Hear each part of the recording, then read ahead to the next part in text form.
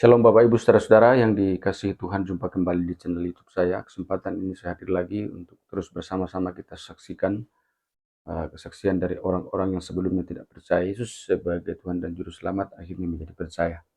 Dalam video ini seorang ibu muslimah yang boleh dijamah oleh Tuhan, diselamatkan oleh Tuhan, yang mana ketika itu ia umroh, bukannya umroh itu adalah untuk menjalankan ajaran agama, tetapi justru ia berjumpa dengan Tuhan Yesus.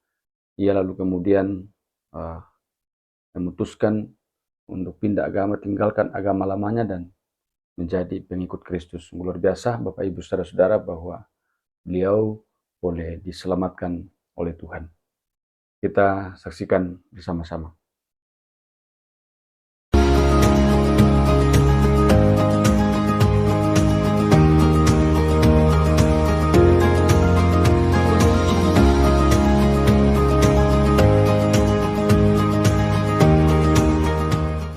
Mungkin ke teman-teman ini saudara-saudara sudah tidak asing ya sama saya ya. Mungkin udah pernah lihat saya di mana-mana ya, udah nggak asing gitu. Nah, saya menerima Tuhan Yesus seperti yang saya saksikan dulu. Saya itu tidak karena penginjilan atau karena Indomie atau karena mobil atau karena apapun seperti yang dibilang sama Pak Yusuf tadi. Saya menerima Tuhan Yesus karena Tuhan sendiri memilih saya, karena Tuhan sendiri telah datang ke saya dan menjamah saya. Awal saya menerima Tuhan Yesus adalah saat saya umroh. Dulu saya itu ada di Timur Tengah, karena seperti yang mungkin kesaksian saya dulu, mungkin kalau teman-teman masih ingat ya, karena saya ke Timur Tengah, karena di Timur Tengah kalau pergi kemana-mana itu harus ngisinya itu kan harus huruf abjad ya, tidak menggunakan Arab ya, walaupun di sana negara Arab kan gitu ya. Nah di sana saya diambil untuk nemenin user saya pergi kemana-mana. Dan setelah saya satu tahun di sana, saya diajak umroh pertama kali gitu. Dan kita harus membaca labbaik Allahumma labbaik, labbaik la syarika lakal labbaik, innal hamdah wa ni'matah lakawal mul la syarikalah. Yang di situ artinya adalah aku datang untuk panggilanmu, aku datang memenuhin panggilanmu. Nah, waktu itu saya umroh waktu itu di situ biasa rutinitas apa ya, seperti yang tertulis ya, tuf, lempar batu, apa namanya, segala macam lah ya di sana itu ya, potong rambut kan gitu ya. Nah di saat saya selesai umroh, saya balik ke hotel malam itu, saya dimimpiin seorang laki-laki berjubah, dia datang ke saya, dia mengelus kepala saya, mengelus rambut saya. Saya nggak pernah tahu siapa laki-laki itu. Nah, sekali itu kan. Nah, tapi perasaan damai, dulu saya nggak tahu istilah damai, sejahtera, sukacita itu saya nggak tahu. Yang saya tahu itu perasaan nyaman. Nyaman banget perasaan itu. Nah, karena saya di sana cukup lama, 7 tahun, jadi 7 tahun lebih saya di sana, hingga saya setiap tahun saya harus di sana, dan setiap saya di Mekah itu, saya tinggal di Mekah itu 3 bulan, 4 bulan. Jadi cukup lama lah ya. Saya ke Masjidil Haram, dan Ka'bah itu tempatnya adalah di tengah-tengah Masjidil Haram gitu. Nah, saat kalau kita sholat ke sana, walaupun sholat itu harus sunnah ya, katanya sholat di depan pintu Ka'bah.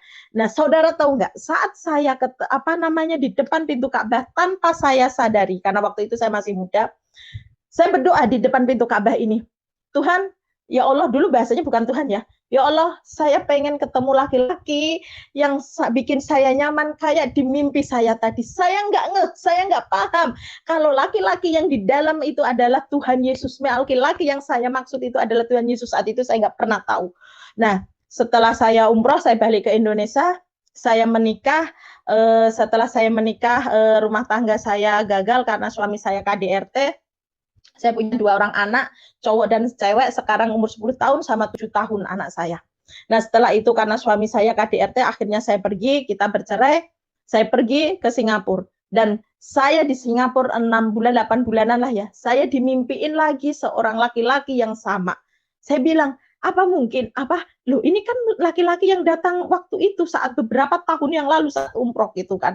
Sedangkan waktu itu saya juga berharap laki-laki yang bikin nyaman itu datang ke saya, tapi ternyata nggak datang. Tapi datang lagi kedua kali itu saat saya di Singapura. Semakin saya galau. Siapa sih laki-laki ini? Kok bisa mimpi beberapa tahun yang lalu kok bisa ya sama, dan rasa itu sama gitu. Bahkan saya selalu berharap laki-laki itu selalu hadir di saya, dan saya nggak pernah tahu kalau laki-laki itu ternyata Tuhan Yesus. Setelah itu saya pernah berbincang-bincang sama teman saya. Saya bilang, aku pengen jadi orang Kristen. Kata teman saya, lu apa? Lu sadar nggak? Lu jangan asal, nggak boleh, itu kafir. Nanti kamu bisa diintimidasi, dibunuh lah ya kalau gitu. Itu kafir, nggak boleh lu bla bla bla. Saya jawabnya, ya udah mungkin karena saya bercanda aja kok. Saya bilang gitu. Saya balik Indonesia, saya mengenal seorang laki-laki dan kami menikah. Nah, tapi kami menikah secara Islam ya. Kami menikah secara Islam. Tapi gejolak saya semakin kuat, ingin mengerti soal kekristenan. Tapi saya tidak pernah ada yang cover atau menginjilin atau yang menawarin, saya nggak ada. Saya mimpi lagi seorang laki-laki itu. Tapi mimpi ini beda, tidak kayak kemarin. Mimpi ini saya dituntun dibawa ke Bethlehem gitu. Nah, saya bingung nih, katanya ini loh Bethlehem gitu kan. Ini loh Yerusalem. Aku nggak tahu apa itu Bethlehem, apa Yerusalem. Aku nggak pernah tahu. Dan saya tidak pernah mengerti. Yang saya tahu itu Timur Tengah adalah Mekah. Karena saya adalah backgroundnya waktu itu kan Muslim gitu kan. Setelah itu saya tanya suami saya. Jawabnya suami saya, ya itu tempatnya orang Kristen di sana. Di sana ada tembok ratapan. Dan makin aneh gitu kan.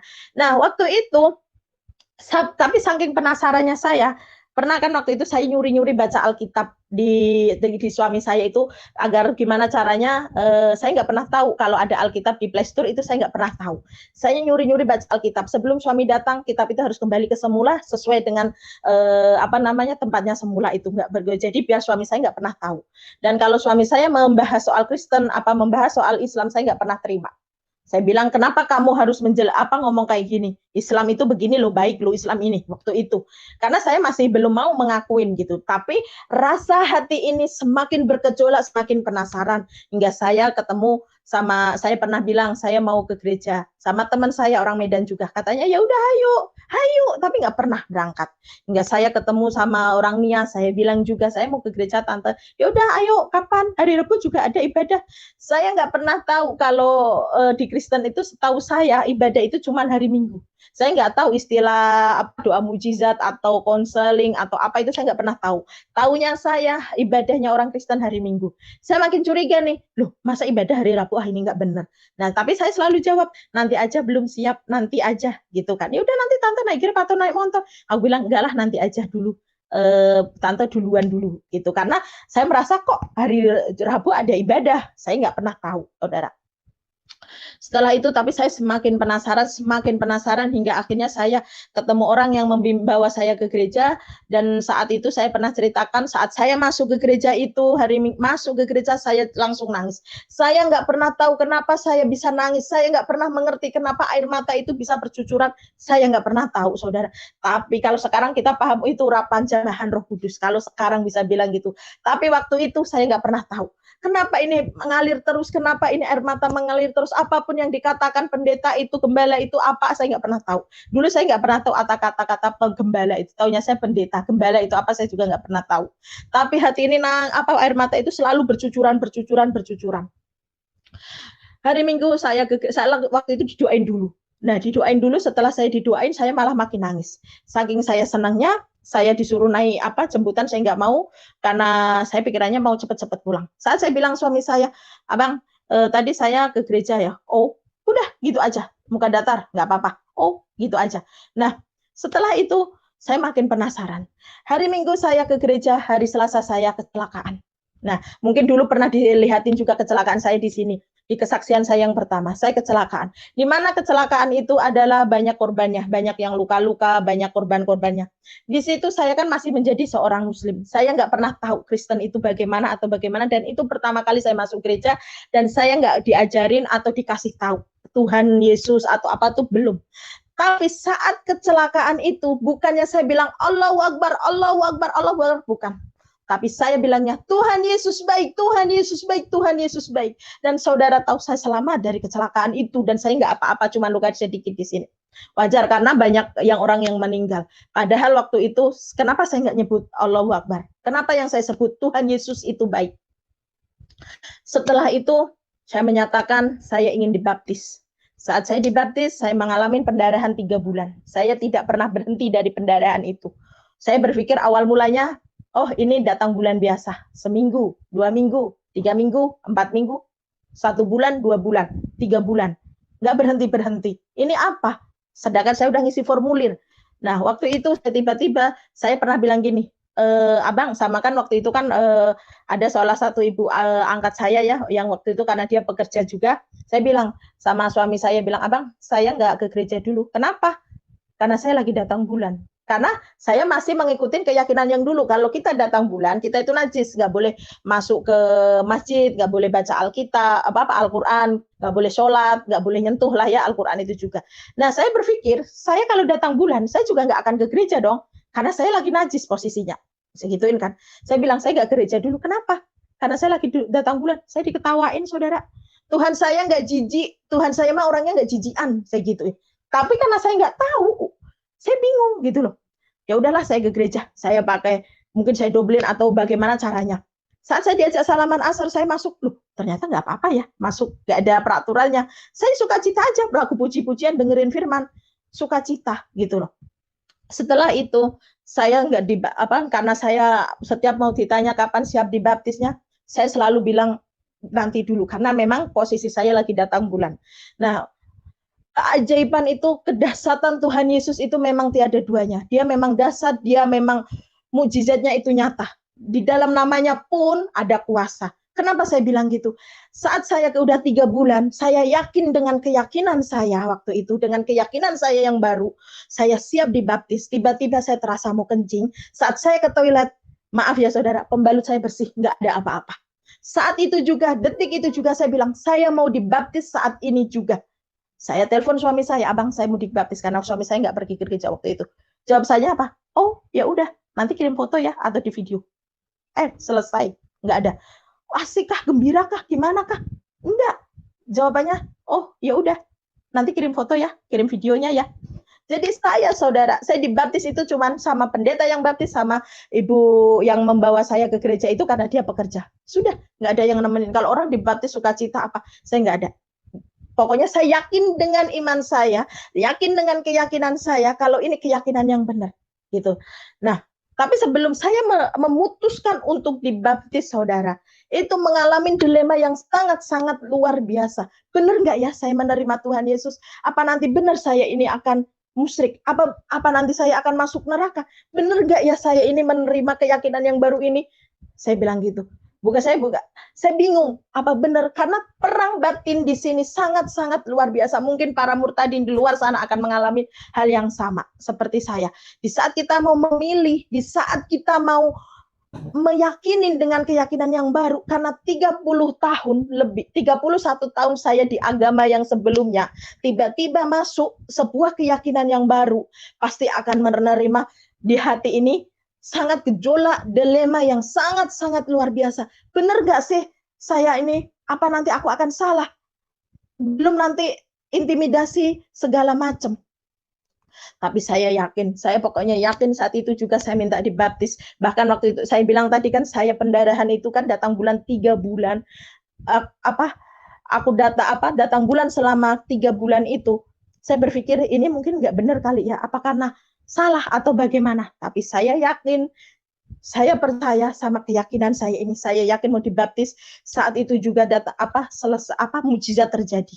Dan saya bersih, nggak ada apa-apa, dan saya dibaptis. Saat saya selesai dibaptis, saudara, saya pulang. Saya bilang sama suami saya sudah dibaptis. Dia minta foto. Oh ya sudah, dia bilang gitu kan. Saya tidur malamnya itu. Saya didatangin lagi Tuhan Yesus itu. Tapi ini datang, dia tidak membawa saya ke Yerusalem, tidak membawa saya mengelus kepala saya, tidak. Tapi dia datang membawa salib emas. Katanya ini untuk kamu. Saya buang salib itu, dia datang lagi ke saya. Saya bilang, saya nggak mau ini salib, saya itu mau emas, tapi saya nggak mau salib gitu. Tapi tetap salib itu dikasih ke saya. Kata laki-laki itu, ini untuk kamu, nanti kamu akan mengerti. Sudah, omongannya cukup itu aja. Sudah gitu, oh ya sudah, saya nggak pernah tahu apa artinya itu. Saya jalanin aja, saya mengalir, saya jalanin apa, tapi dengan keyakinan saya. Tapi saya cuman berangkat gereja, pulang, berangkat ke gereja, pulang, gitu aja. Nggak ada pertumbuhan iman saya, tidak ada perkembangan iman saya. Cuman saya minggu ke gereja, komsel lah, mungkin doa mukjizat, udah selesai. Begitu saja. Terus adalah pandemi ini. Terus suatu saat saya ketemu sama hamba Tuhan dan saya diminta kesaksian di sini. Dan saat saya berani mendeklarasikan, dan saya nggak mau langsung, oh ya udah saya mau kesaksian. Saat saya mau kesaksian berarti saya harus siap, harus terima konsekuensinya. Saya harus siap kalau saya akan mendeklarasikan keyakinan saya. Gitu.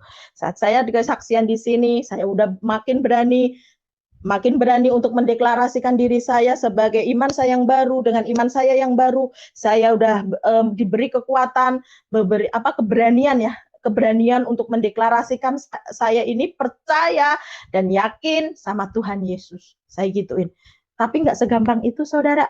Mungkin ya saudara selalu bilang, menjadi pengikut Tuhan Yesus itu malaikat di surga bersorak-sorai. Kita pintu surga, aduh pokoknya terbuka. Tapi beda untuk di bumi ini, beda untuk di dunia ini, saudara. Karena apa? Kenapa saya bilang beda? Karena kita adalah harus bayar harga pikul salib, saudara. Nggak segampang itu kita bilang, oh ya sudah saya menerima Tuhan Yesus, langsung enak, dapat Indomie, dapat finansial yang wow, dapat mobil kah, dapat seseorang yang menjanjikan. Enggak, saudara. Saya tegasin, saya menerima Tuhan Yesus bukan karena finansial, bukan karena ekonomi atau apapun. Tapi karena Tuhan Yesus datang sendiri ke saya, Tuhan Yesus hadir ke saya. Bahkan berkali-kali Tuhan Yesus datang ke saya. Tapi saya kurang peka waktu itu. Bahkan di saat saya umroh, Tuhan Yesus datang pun saya belum peka waktu itu. Saya nggak merasa itu Tuhan Yesus, karena memang saya nggak tahu waktu itu. Nah, setelah itu, setelah saya mendeklarasikan, saya berani tampil kalau saya ini adalah orang Kristen dengan keyakinan yang baru, saya pengikut, saya murid, mau menjadi murid Tuhan Yesus, menjadi pengikut Tuhan Yesus. Anak keluarga saya tahu. Waktu itu anak saya datang ke sini, memang saya bawa ke gereja karena saya ada ibadah. Anak saya yang kecil masih cedal. Kalau ngomong belum bisa, waktu itu masih cedal kan, waktu itu masih umur 5 tahunan ya, 6 tahunan. Saya bawa ke gereja karena saya juga mau ke ibadah kan. Saya bawa anak saya. Waktu itu ada mbak-mbak yang bantuin saya waktu itu kan. Waktu itu masih keadaan kita masih normal. Saat anak saya diambil lagi ibu saya, anak saya bercerita, Mbak Uti, tadi kemarin adik diajak ibu nonton konser katanya. Karena dia nggak bisa ngomong R ya, nonton konser katanya. Nah, tapi konsernya itu nyanyinya haleluya, haleluya. Nah, anak saya, iya Mbak Huti yang cowok. Iya Mbak Huti, orang nyanyinya di konser itu nyebutnya Tuhan Yesus Tuhan Yesus gitu kan. Nah, anak-anak nggak mungkin tahu dong apa itu, tapi mama saya mengerti, mama saya tahu gitu loh. Anak saya bercerita sama orang juga, ngomong ke teman-teman saya juga, aku tadi diajak nonton konser, sama diajak lihat konser ibu saya digituin. Coba, karena nyanyi-nyanyi, anak saya nggak pernah paham itu. Karena dia berpikirnya, karena dia namanya anak-anak ya saudara. Nah, setelah itu mama saya pasti murka. Jelas, dia nggak terima. Dunia akhirat saya tidak akan pernah, ya sumpah segala macam lah ya. Mama saya marah ke saya, dia nggak menerimakan, teman saya menjauhin saya, teman saya bahkan yang dekat pun menjauhin saya, mending menjauhin. Nomor saya diblok, saudara. Saya seakan-akan hidup sebatang kara. Saya ditelepon, ada yang nelpon saya, kalau kamu berani pulang ke kampung, bukan ke kampung kamu pulang, tapi ke kuburan. Saya pernah digituin. Saya pernah bilang, setelah saya dijamah Tuhan Yesus, saya tidak nyaman di keyakinan yang dulu, dan saya sekarang yakin dengan keyakinan saya yang baru, keyakinan saya yang sekarang ini menjadi menerima Tuhan Yesus sebagai Tuhan saya. Saya ada yang ngasusin, katanya saya menistakan. Loh, menistakan dari mana? Kalau emang saya nggak nyaman. Kalau emang nggak nyaman kan nggak bisa dipaksa. Dan saya sudah kelebihan umur, udah cukup umur untuk menentukan keyakinan saya. Saya bilang gitu. Saya cukup umur untuk menentukan keyakinan saya. Jadi tolong stop, jangan intimidasi saya. Saya tahu mana yang terbaik. Gitu tuh, saudara. Nggak hanya gitu, saya dapat kabar. Anak saya dimasukin pondok pesantren. Sakit hati saya. Saya di sini berjuang dengan keyakinan saya. Saya berjuang kayak gini untuk bisa lebih baik. Tapi anak saya dimasukin ke pesantren. Saya nangis, saya sakit, saya bingung. Saya harus dilema, harus bagaimana. Tapi keyakinan itu di hati saya, keyakinan itu tetap pasti suatu saat anak saya bisa saya bawa. Pasti suatu saat anak saya bisa saya bawa. Udah itu aja keyakinan saya. Nggak hanya segitunya, saudara. Itu sebagai seorang ibu sedih. Sebagai seorang ibu sedih. Gimana sih anak kita, gitu kan? Kalau saya bilang, ya udah anak saya bawa aja. Saya bilang gitu. Kata mama, kalau kamu mau jadiin orang Kristen, mendingan biarin lah di sini. Akhirnya saya terintimidasi dengan keluarga, telepon dari keluarga yang nggak jelas. Ada seseorang juga menelpon, bilangnya ya sama, ancaman intimidasi itu. Dan saat itu juga kita punya pekerjaan mulai goyah karena pandemi. Jangankan saya, yang perusahaan besar aja goyah, apalagi saya. Saya bingung, saudara, mau bagaimana. Saya butuh hidup, saya butuh makan waktu itu. Tapi waktu itu saya belum benar-benar bertumbuh iman saya, cuman hanya sebatas rutinitas ke gereja gitu aja. Saya pikir, ini mau ngapain ya? Saya bikin jualan tahu bakso, saudara. Saya selalu bilang, Tuhan Yesus itu baik banget, sangat baik, sungguh baik, teramat banget, baik banget gitu ya, saudara. Saat saya jualan tahu bakso, saudara, dalam 3 hari saya itu bisa memasarkan tahu bakso itu 1000 tahu lebih, gitu saudara, 1000 tahu lebih setiap hari. Walaupun ya saya bersyukur waktu itu, syukurin aja, saya jalanin, saya anterin sampai kota sini, seakan-akan udah saya taruh semua. Sebulan, seminggu, 2 minggu, 3 minggu, 4 minggu, oke, lancar. Bahkan sampai hampir 2000 tahu ya waktu itu. Banyak banget, 2000 tahuan. 1 hari, saudara. Itu 1 hari. Tiba-tiba ada salah satu komplainan. Katanya tahu itu diblatungin. Saya bingung dong. Saya tidak pernah menyimpan tahu atau jualan yang sudah lama. Setiap selesai jualan, sisa jualan nggak akan pernah saya jual lagi untuk besok. Pasti saya bagi-bagiin. Nah, kebetulan waktu itu pas Ramadan. Selalu setiap sore sisa dari dagangan itu saya bagi-bagiin sama tukang sapu jalanan, tetangga saya bagi-bagiin. Walaupun keadaan saya waktu itu benar-benar di bawah.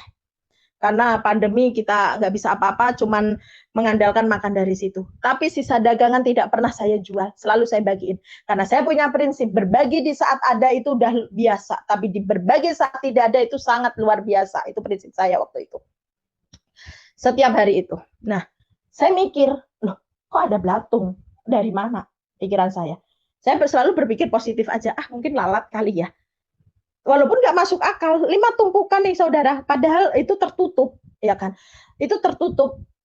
Apa mungkin lalat? Oke lah dilalatin 1, tapi lalat apa mungkin ke bawahnya ketumpukan semuanya? Nggak mungkin kan?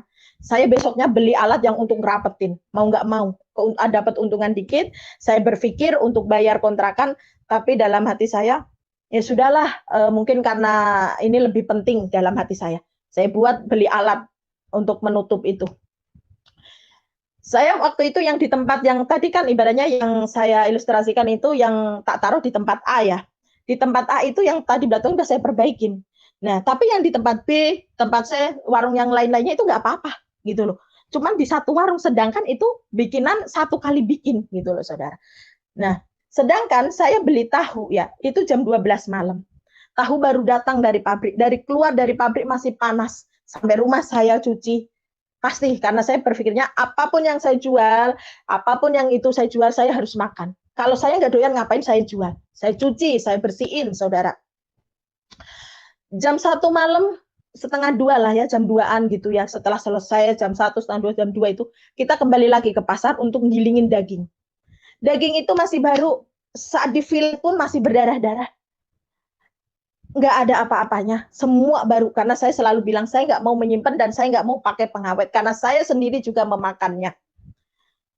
Saat itu juga bikin, saya jam 3 bikin sampai jam 5, saya minta bantuan karena saya nggak mampu bikin 2000 tahu, udah nggak mampu tenaga saya, masih besok pagi harus nganter-nganterin ke warung-warung, masih makingnya, masih itu kan ditahu tampah ya saudara, 2000 tahu itu ditampah saya biar dingin ya saudara ya.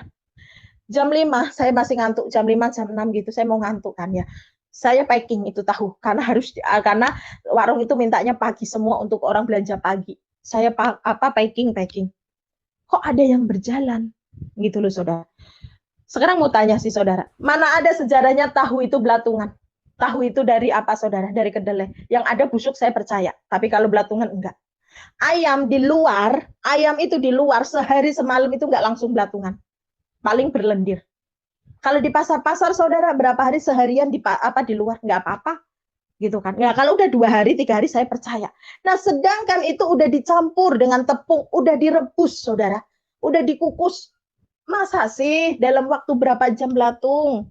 Kalau bukan kuasa gelap saudara. Nah sudah gitu ada belatungnya. Saya kaget. Oh Tuhan Yesus, ada apa ini? Waktu itu saya berpikirnya kayak gitu ya saudara. Sudah gitu aku panggillah tetangga saya. Atau mungkin ini salah. Apa mungkin karena mata saya ngantuk, saya masih berpikir positif aja. Oh iya Bu, ini beneran. Tapi jangan dibuang Bu, sayang lu 2000 tahu, digituin kan. Sayang lu. Lah, mana mungkin saya mengasihi orang yang sudah kayak gitu walaupun itu masih anget, walaupun itu masih panas. Mana mungkin kan gitu kan. Saya diem, saya lemes. Lihat segitu banyaknya semalaman saya nggak tidur loh saudara. Gitu. Sudah gitu saya berpikir ya sudahlah, saya mau bagaimana lagi, saya bilang gitu. Tapi saudara, setelah tahu bakso dipilih dibagiin tetangga saya yang bagus saudara, kita kelupaan satu tampah karena saking banyaknya saudara, bingung tetangga mana yang mau saya bagi lagi, masih sisa satu tampah, lupa saudara sampai besok, nggak ada apa-apa, wangi, coba lupa nggak. Pada seharusnya kalau belatungan semua dong. Yang ini yang nggak dikulkasin seharian, maksudnya lebih sehari semalam, seharusnya rusak dong. Enggak ada apa-apanya, bersih saudara. Aneh kan? Nah, saya bilang nih sama gembala saya, Pak, usaha saya kok kayak gini ya Pak ya. Ada saya cuma bergantung makan sama ini aja. Dia bilang, mungkin kamu nggak salah kasih bumbu. Saya nggak ngasih bumbu Pak, cuma garam yang saya kasih biar nggak tawar. Mungkin salah beli tahu, mana ada. Tahu itu masih panas, saya bilang gitu. Baru keluar dari pabrik saya beli, karena saya belinya banyak, jadi langsung tahu, nggak usah diganti-ganti gitu. Ibaratnya langsung satu kotak isi berapa. Nah, mungkin ayamnya salah kamu kasih bumbu atau ayam lama. Enggak, saya lihat sendiri. Karena setiap belanja itu saya sendiri yang belanja. Saya sendiri yang belanja walaupun malam. Terus, oh ya udah kita bantu dalam doa. Gitu. Ya sudahlah. Tapi kan saya habis modal, saudara. Setiap bikin kayak gitu, besok lagi di warung 1 enggak, di warung 2, tapi warung 1 udah enggak ada. Biasanya kalau belatungan semua ada warung 1, 2, 3 harus belatungan, tapi itu enggak saudara. Cuman warung 1 ya, besoknya warung yang kedua, besoknya yang ketiga, tapi yang 1, 2 udah enggak ada. Aneh kan? Nah, sampai saya bingung, saya enggak punya modal, saya harus bagaimana? Saya pinjam teman, saya bilang, saya nggak usah kamu bantu secara uang, tapi saya minta pinjam modal aja, bukan minta ya, saya pinjam, saya bilang gitu. Terus saya bilang sama mama angkat saya yang membantu saya ke gereja itu, saya dimodalin lagi, begitu lagi. Oh Tuhan, ini ada apa gitu kan. Tapi waktu itu saya belum bertumbuh, iman saya masih ya intinya tahulah Tuhan Yesus itu rutinitas. Setelah itu saya tuh membaca, saya kan kesaksian ya waktu itu di channel ini. Terus saya kan masih simpen nomornya. Nomor ini bikin status gitu. Statusnya itu menerima belajar Alkitab secara gratis. Waduh, saya sangat-sangat tertarik karena saya mau belajar, saya nggak punya uang. Tiba-tiba ada WA, ada status bilang siapa yang berminat belajar Alkitab akan diajar secara gratis tanpa dipungut biaya 1% pun. 1 sen dibelah 7 pun nggak dipungut biaya. Nah, saya WA, Kak, gini, Salam Kak, saya berminat nih untuk ikut belajar. Dijawablah sama timnya Pak Yusuf ini. Nah, saya diarahin kan. Besoknya saya ditelepon untuk dijadwalin belajar Alkitab. Nah, saya sempat curhat. Kalau anak saya dimasukin pesantren, usaha saya kayak gini, saya buat makan aja saya nggak bisa. Tapi ibu yang mengajar saya ini, dia nggak langsung jawab, oh kamu harus begini, enggak. Dia menjawab saya dengan belajar firman itu. Di dalam belajar saya itu, di saat saya belajar Alkitab itu, firman demi firman itulah yang menjawab. Firman demi firman, bait ayat per ayat itulah yang menjawab. Bukan yang saya bilang sekarang adalah bunda rohani saya, kakak rohani saya. Bukan dia yang menjawab, tapi firman yang di dalam Alkitab itulah yang menjawab pertanyaan saya, sakitnya saya, kecewanya saya, galaunya saya, dilemanya saya, itu firman itu. Bahkan saya ditampar sama firman itu. Lebih baik ditampar secara itu daripada ditampar secara firman. Sakit banget, saudara. Seakan-akan saya flashback kehidupan saya yang dulu saya merasa jijik banget. Setelah saya mengerti kebenaran firman itu, setelah saya tahu belajar firman, pengertian firman itu, sakit saya, saudara. Saya nangis, saudara. Saya berasa ditampar, saya berasa disilet-silet. Saya jijik melihat kehidupan saya yang dulu. Di saat saya kecukupan, saudara, di mana firman itu telah membuka semuanya. Firman itu menjawab semua kegundahan saya. Saya curhat, saudara. Bu, anak saya begini, usaha saya begini. Oh ya, Dek, sabar ya, Dek ya. Tapi setiap hari kita belajar, walaupun kita terbatas waktu, walaupun secara online, tapi itu tidak menjadi penghalang buat kami. Dan andai kata saudara tahu ya, saya belajar di sini ya karena waktu itu juga bukan karena kebetulan, bukan karena saya tidak sengaja aja buka WA itu, ada status itu, saya bilang ya, walaupun tidak dibayar, tidak dipungut biaya, mereka yang lebih bersemangat ketimbang saya. Mereka udah menungguin, udah menjadwalin sebelum saya. Bahkan mereka sabar menungguin saya. Kak, bentar ya. Bunda, bentar ya. Mereka sabar. Padahal mereka nggak dibayar. Kalau mungkin mereka dibayar, oke lah mereka sabar. Tapi mereka tidak dibayar, saudara, gratis. Tapi mereka sabar. Ngajarin saya, pertanyaan saya yang menurut saya nggak sesuai di mindset saya, di firman itu, mereka jelaskan ayat per ayat, saudara. Di situ saya tertampar, saudara. Ayat itulah yang menjawab kegundahan saya. Ayat itulah yang firman yang di dalam Alkitab itulah yang menjawab saya semuanya. Di saat saya sudah mulai belajar, sudah mengerti, iblis tidak pernah tinggal diam, saudara. Iblis itu tidak tinggal diam, berbagai cara untuk membantalkan, untuk menghalangin saya. Ada aja cobaan itu. Setelah iblis mencoba dengan setelah iblis membuat saya jauh dari anak saya dibikin ke pesantren. Mama saya mengituin saya intimidasi, saudara. Saya harus bagaimana? Bahkan orang terdekat saya pun iblis pakai untuk menggagalkan itu, saudara. Saya belajar, saya semakin hari belajar, tapi semakin iblis itu menggagalkan kami untuk membinasakan kami ya, membinasakan niat saya. Karena kita tahu iblis itu kerjaannya apa, iblis itu niatnya apa, membunuh, membinasakan, menipu. Disitulah saya berasa, saudara. Di saat saya makin dalam belajar Alkitab, di saat saya makin mengerti kebenaran Alkitab itu, iblis nggak tinggal diam. Dimana saat saya udah berani bilang, anak saya nggak apa-apa masuk pesantren. Biarin dia belajar di pesantren. Nggak apa-apa anak itu ada di pesantren. Karena saya yakin suatu saat anak saya keluar dari pesantren itu, dia akan menjadi seorang penginjil. Karena dia udah lebih tahu di Al-Quran itu, pasti dia akan menjadi penginjil. Awalnya saya berpikir gitu. Awalnya saya berpikir sedih. Kedua saya berpikir kayak gitu. Tapi semakin saya mengerti Alkitab, semakin saya belajar Alkitab, semakin hari saya dikupas, semakin beda lagi pemikiran saya, saudara. Saya selalu berpikir, memang dia anak saya. Memang dia anak saya secara daging. Memang dia anak saya yang melahirkan. Tapi kalau saya tidak bisa membawa anak saya secara roh, cuma secara daging, percuma. Berarti dia bukan anak saya. Karena daging ini saya suka makin yakin bagian dari iblis itu.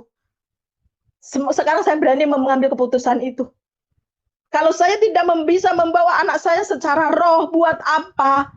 Kalau dia hanya cuman anak daging, buat apa? Bukan saya kejam sama anak saya, bukan, saudara.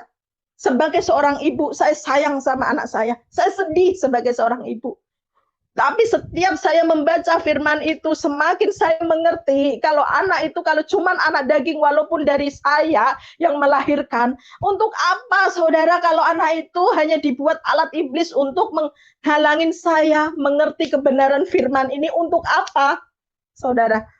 Kalau saudara mau tahu, oke, setelah selesai itu saya berani mengambil keputusan itu. Jadi saya tetap belajar Alkitab, semakin berkobar, semakin mengerti, karena saya semakin dikupas di situ. Saya sakit banget, saudara. Setiap hari dibelajar, saya makin disilet lagi. Semakin belajar, semakin disilet lagi. Semakin saya tahu keadaan diri saya dulunya. Saya udah lupa kalau saat ini saya lagi susah. Saya udah lupa saat ini gimana makan untuk besok. Saya udah lupa saat ini bagaimana bayar kontrakan besok. Saat ini yang saya rasain adalah sakit saat saya membaca Alkitab itu bagaikan disilet-silet, saudara. Firman itu telah membuat saya sakit untuk masa lalu saya, di mana saya dibukakan, di mana saya di situ tahu kebenaran firman itu, saudara. Saya merasa, oh Tuhan, ternyata hidup saya dulu sangatlah jijik. Dan firman itu telah membukakan semua, saudara. Bukan hanya itu.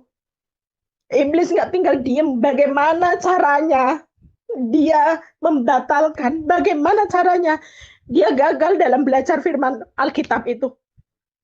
Walaupun saya dikasih nih seorang guru, bimbing yang guru Alkitab ya. Saya bilang, Bunda yang selalu itu dengan baik, dia selalu sabar menunggu saya, dia selalu sabar menjadwalin saya. Kalau bilang nanti dulu ya Bun, hari ini nanti ya Bun, mundur setengah jam ya Bun. Mereka nunggu, saudara. Mau menunggu, tapi iblis pakai orang terdekat saya hingga saya di posisi yang sangat down rohani saya, di mana sempat saya harus bingung dengan pilihan saya.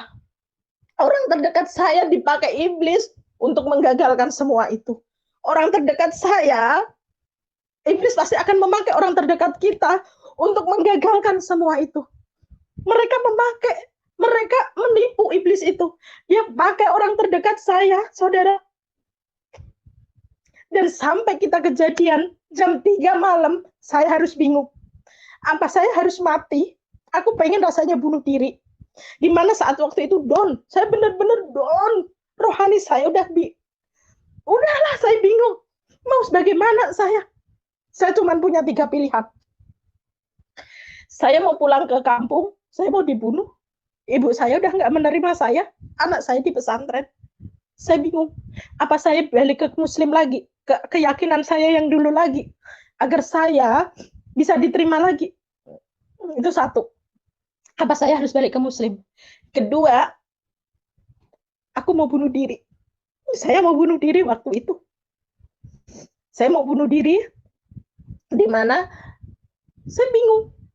Saya mau bagaimana? Orang yang saya sayang, orang yang terdekat, bukan mendukung, karena saya berpikir saya sudah terintimidasi dari keluarga saya sudah terintimidasi dari orang-orang, dengan keadaan saya yang susah, dengan saat saya cinta mula-mula, saat saya makin membara, saat saya benar-benar membara dengan firman, orang terdekat saya tidak mendukung, malah menyakitin saya. Di mana itu benar-benar tekanan yang sangat luar biasa bagi saya. Inilah yang dinamakan pikul salib bayar harga, saudara. Saya harus kembali Muslim atau saya bunuh diri karena bingung saya mau bagaimana. Kembali ke keluarga saya nggak mungkin.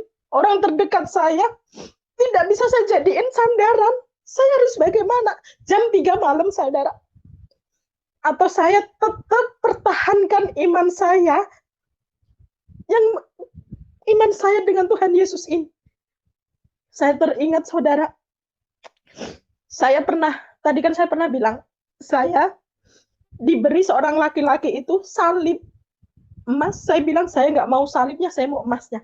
Tapi dia orang ini, kamu pegang ini, suatu saat kamu akan mengerti. Jam 3 malam, saudara, saya telepon bunda rohani saya. Diangkat, saudara. Saya kirim WA, diangkat.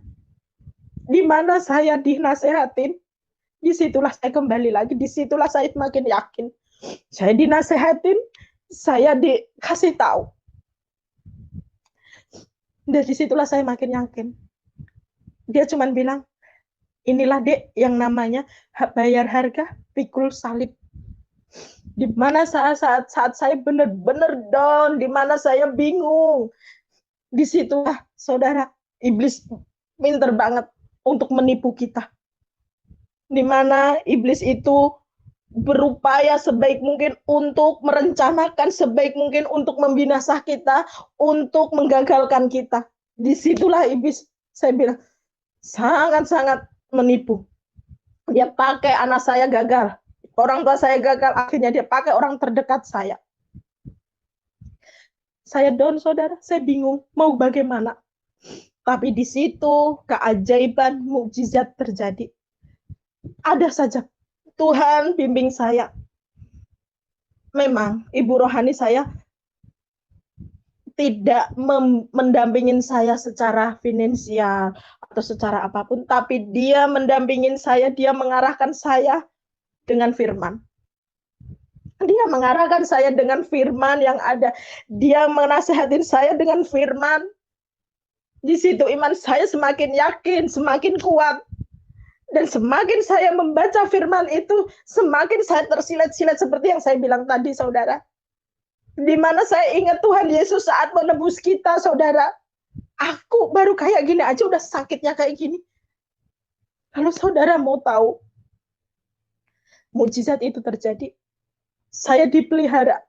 Pemeliharaan Tuhan itu nyata. Pemeliharaan Tuhan itu fakta nyata. Saya bingung mau bagaimana, saya down apa, saya bunuh diri atau kembali ke muslim atau mempertahankan iman saya. Tapi Tuhan Yesus, mukjizat itu nyata, saudara, nyata, fakta ada. Sampai detik ini saya ada di sini, ada di depan saudara ini.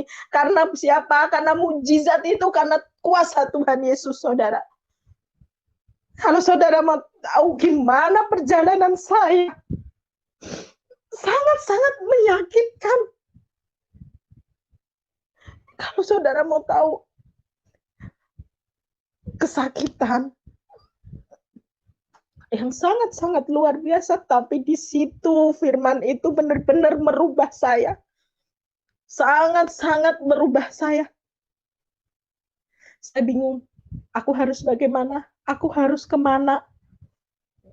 Aku kudu gimana ya, saudara? Di mana firman? Tapi saya selalu dibilang, ayo Dek, kamu harus baca firman, kamu harus baca Alkitab, makin intim sama Tuhan Dek, karena kamu jangan pernah mengandalkan pikiran kamu, kamu jangan pernah pakai matematika kamu harus intim Dek, andalkan Tuhan, jangan andalkan kekuatan kamu, jangan kamu andalkan manusia. Selalu dibilang kayak gitu.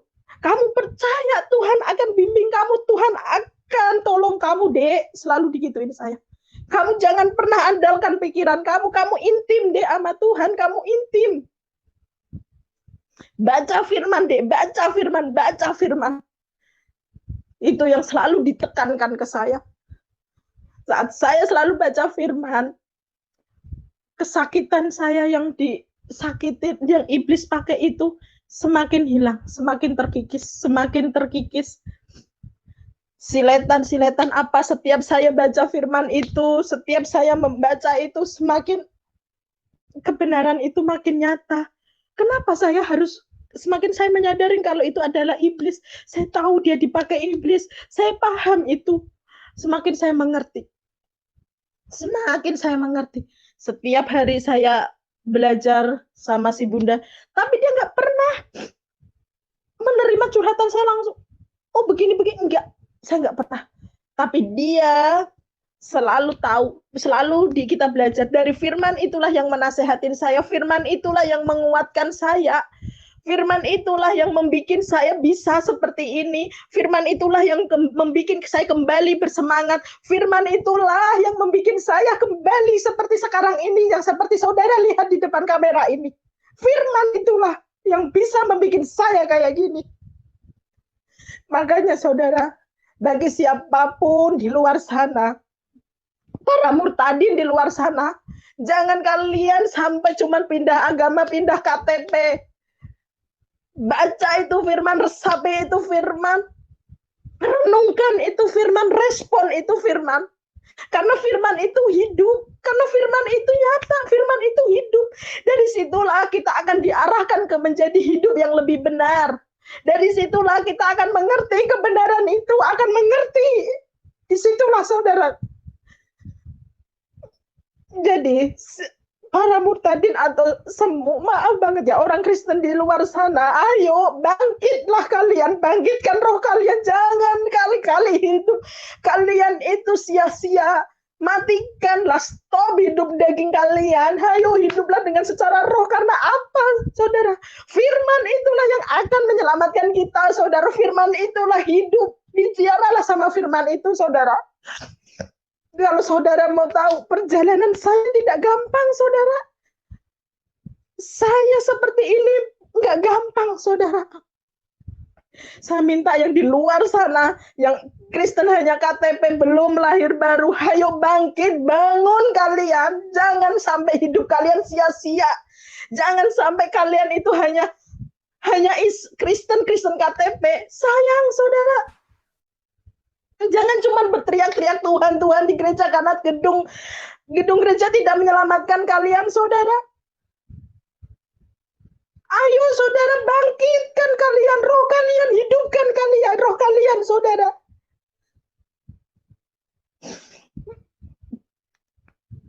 Ini udah saatnya, saudara. Masa sih kalian harus cuman rutinitas aja? Apalagi saat ini ibadah nggak ada. Gedung tutup, gedung-gedung gereja, saudara.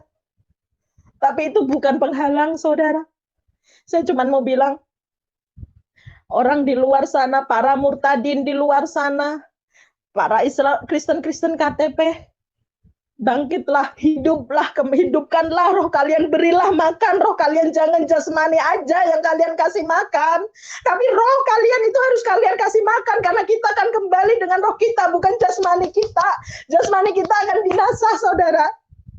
Tapi roh kita yang akan kembali ke Bapa kita di surga, saudara. Makanya kita harus menyembah dengan roh dan kebenaran, saudara. Ayo saudara bangkit, saudara bangkit. Ayolah saudara, hidupkanlah, kasih makanlah roh kalian, saudara.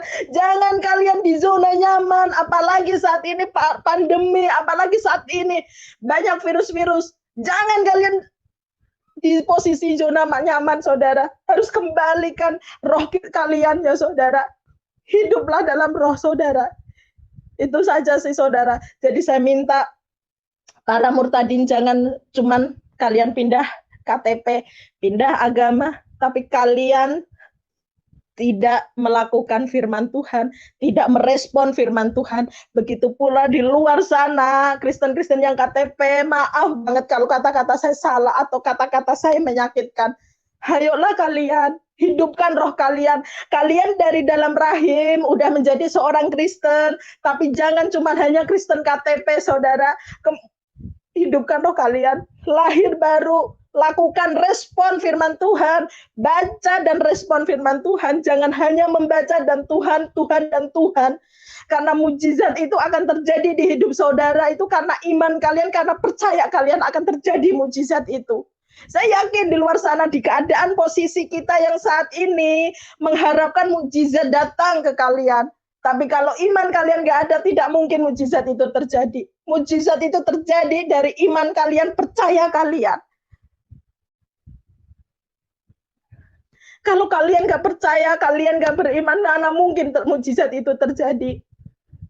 Tidak akan pernah mungkin terjadi. Kalau kalian cuma berteriak Tuhan, tapi hati kalian tidak berteriak. Untuk apa kalau kalian berteriak Tuhan, tapi kalian nggak pernah intim sama Tuhan, percuma. Ayo kalian semua di luar sana bangkit. Ayo kita bangkit, saudara. Sebelum semuanya terlambat, jangan sia-siakan hidup kalian. Saya menyadarin, saudara.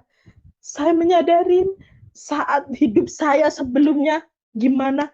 Tapi setelah saya benar-benar dididik dari channel ini, dididik sebagai gimana cara merespon firman, sangat-sangat dahsyat tuh, saudara. Tuhan pakai mereka untuk mengarahkan saya, untuk membuka mata saya, membuka hati saya untuk merespon. Kalau kita sudah bisa merespon firman itu, saudara, Firman itu hidup. Itulah jawaban semua ada di situ.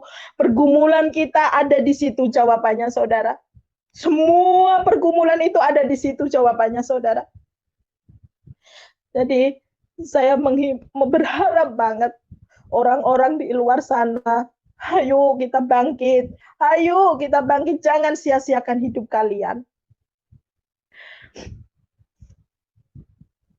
Jadi saya harap mari para murtadin, para orang-orang luar di sana, ayo kita kembali lagi, kita respon firman-firman Tuhan ini, Bu, jangan cuma hanya bilang saya Kristen. Saudara-saudara, itu saja sih saudara yang saat ini saya bisa saksikan. Demikian kesaksian ini saudara-saudara, semoga dapat bermanfaat, memberkati kita sekalian, supaya kita semakin kuat, semakin bertumbuh dalam Tuhan. Jangan lupa terus dukung channel ini dengan cara like, subscribe, dan share, supaya saudara terus mendapat notifikasi video-video terbaru dari saya, dan terlebih channel ini akan terus berkembang ke depan dan menjadi saluran berkat bagi banyak orang. Tuhan Yesus memberkati.